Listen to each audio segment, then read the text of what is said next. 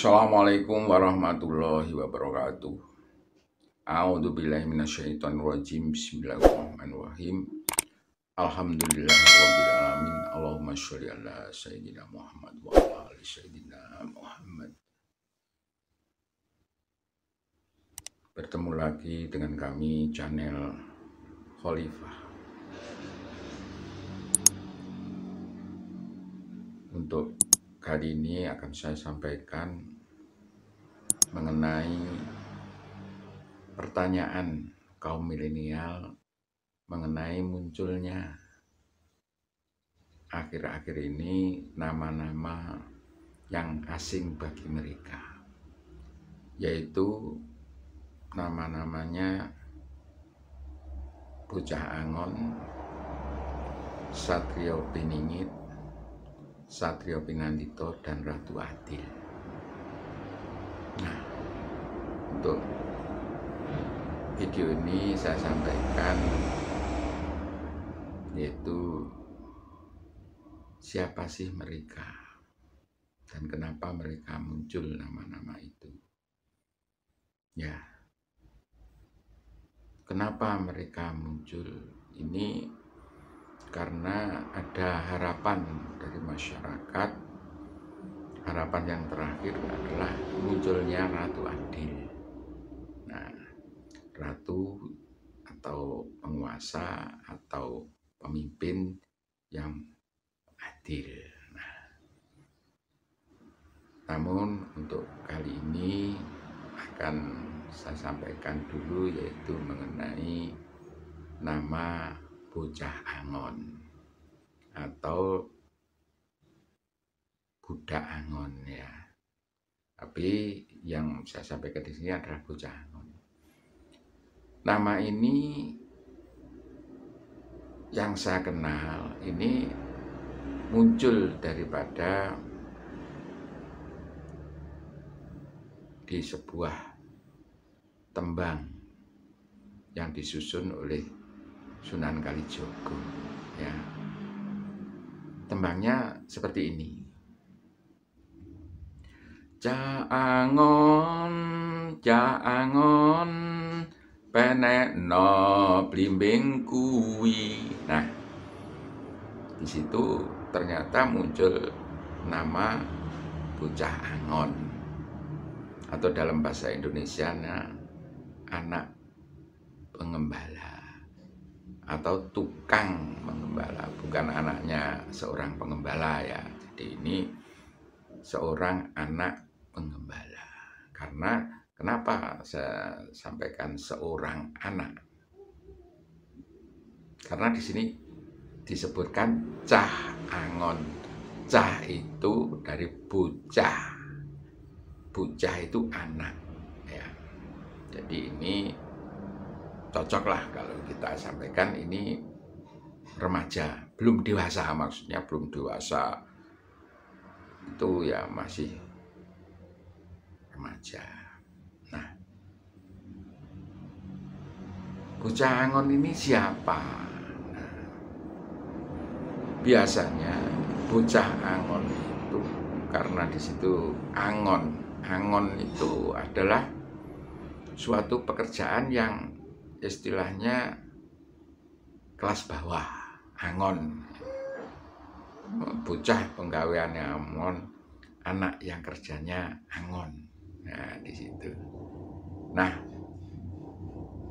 di sini Cah Angon itu biasanya yaitu dia ikut orang ya, hanya sebagai buruh atau pembantu. Nah,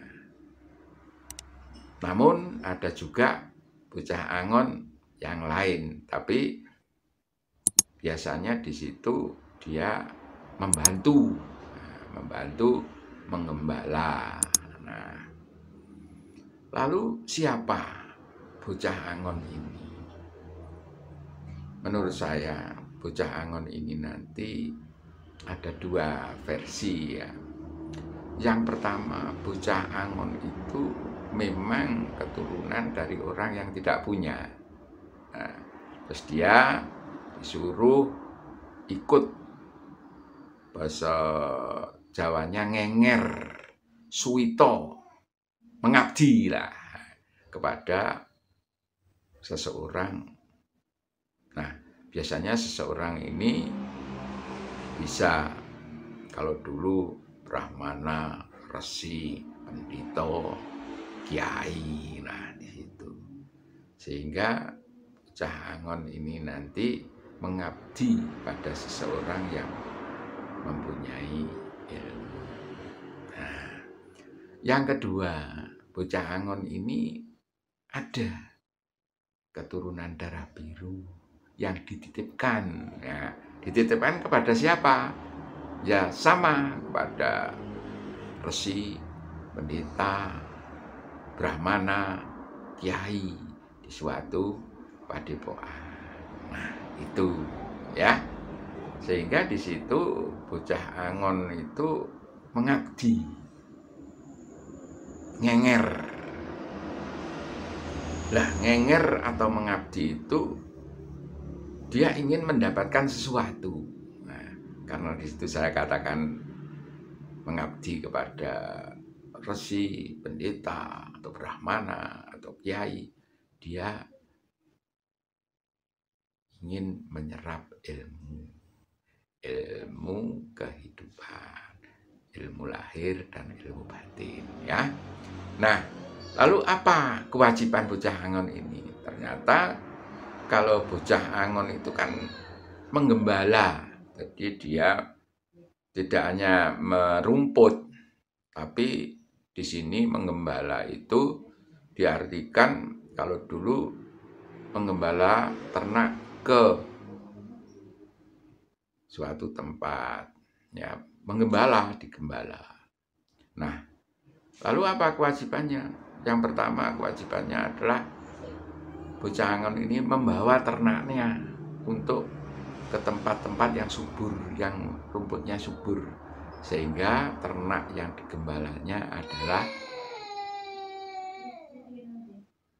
menjadi kenyang. Ya, jadi itu. Yang kedua, anak gembala ini harus membawa ternaknya kemana? Ke tempat yang aman, sehingga ternaknya bisa selamat. Nah, itu adalah kewajibannya. Setelah dia angon, mungkin dia mempunyai kewajiban yang lain, ya, yaitu menuntut ilmu. Seperti saya katakan tadi, ini bisa ilmu lahir dan ilmu batin. Nah, jadi bocah angon itu tidak hanya siapa ya, anaknya orang yang miskin. Jadi ada juga anak-anak yang berdarah biru, keturunan dari orang-orang yang ya istilahnya mempunyai darah kerajaan, darah pangeran atau darah apa ini. Sehingga di situ tidak melulu anak miskin, tapi anak miskin juga bisa disebutkan di sini, karena tadi tidak disampaikan, hanya disampaikan di bait itu atau di kalimat itu, Caangon, caangon, penekno blimbing kui. Nah, jadi caangon itu disuruh. Ya, nah, caangon tadi karena dia mengabdi, karena dia mengabdi kepada seseorang, maka dia mempunyai kewajiban. Nah, selanjutnya kewajiban yang kedua atau yang selanjutnya ya, bahwa dia mempunyai kewajiban untuk mengumpulkan ilmu. Nah, ilmu yang diserap dari siapa? Ya dari majikannya itu. Mungkin majikannya itu bisa gurunya, bisa ya Brahman ya, di itu Bocah Angon itu seperti itu. Jadi inilah asal usul Bocah Angon ya. Mungkin video saya yang pendek ini bisa menambah wawasan daripada adik-adik atau anak-anak milenial ya, supaya mereka mengenal siapa mereka itu ya, mengenal diri mereka sendiri, mengenal orang lain, sehingga anak milenial ini nanti bisa menjadi pemimpin yang hebat selanjutnya ya. Saya kira itu saja. Ini sekali lagi bahwa video ini adalah pendapat pribadi, penafsiran pribadi dari saya.